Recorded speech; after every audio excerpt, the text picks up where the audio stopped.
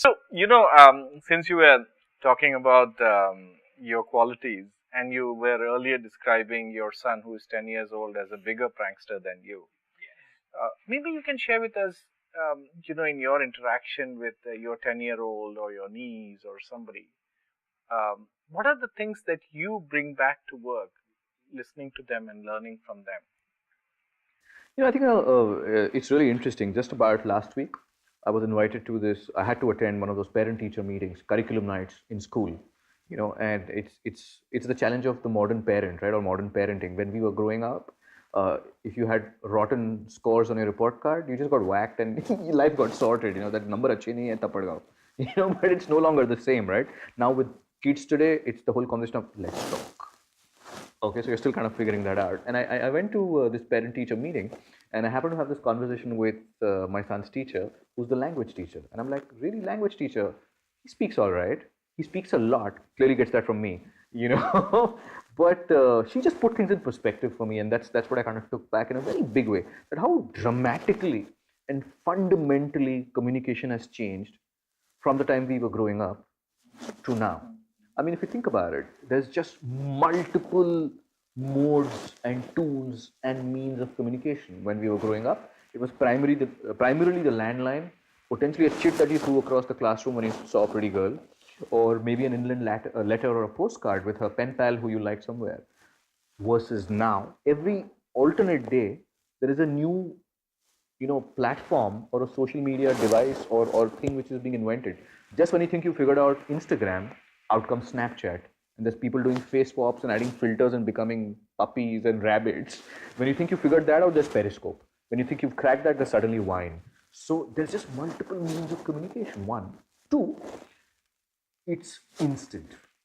Unlike when I was communicating with this girl I had this heavy crush on in the US, I would write her a letter, a long form, longhand letter, and it's a fortnight from the time I've shipped it to it getting to her, and then a fortnight more for it to come back. And now it's instant, right? I can speak to you as rapidly or as instantly as I can to someone in Canada, and there's Shelja on on a Skype call plugged in right now who's talking to us real time. And that's also dramatically changed how we are communicating or how we need to communicate. Three, it's also short. There's news breaking in 140 characters all the time. So that patience has just shrunk for this generation dramatically. And that also impacts the way we construct content and communication. It's also very casual. There's no longer dear sir, yours sincerely. There's formal business email gets signed off saying cheers. And it's not a big deal, right? And in fact, it's really odd if it's signed off otherwise. Like, okay, this guy seems like a really boring suit. I'm not sure if I want to do business with this guy. you know, I'm not sure how much fun I'll have doing that. So that's another big shift. It's also not just textual anymore. It has become so visual. I mean, from emojis and stickers and memes and kittens playing with balls, those are the kind of things kids are using to communicate, and also global. It's simultaneously plugged in everywhere. I mean, think about the ice bucket challenge.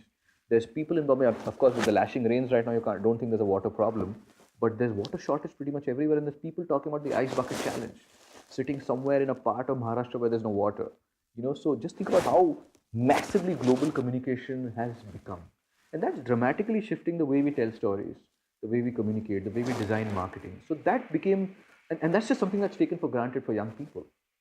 So it's almost like kids are being born, and as soon as they pop out of the womb, they're taking a selfie with the doctor, in the OT. So, and that's young people today, right? So that I think is the one big takeaway that I kind of had to wrap my head around as I look at young people growing up today.